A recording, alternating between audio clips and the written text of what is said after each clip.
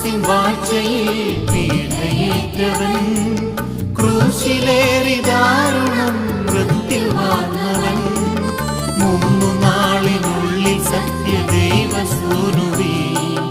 മണ്ണിലുത്തിതൻ മഹത്വപൂർണ്ണ ശോഭയിൽ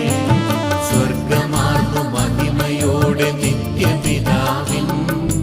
വലതുഭാഗമാർന്നു വാഴു മഹിത കാന്തിയിൽ ഒടുവിലെത്തുമീ മഹിയിൽ അന്നു വിധിയുമാ സകലരും ശ്രദ്ധിക്കും അന്ത്യവിധി വിനീതരായി.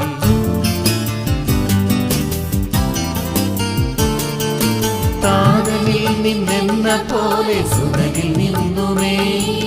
പ്രഭവമാർന്നു വാണിടുന്ന സത്യദൈവമാ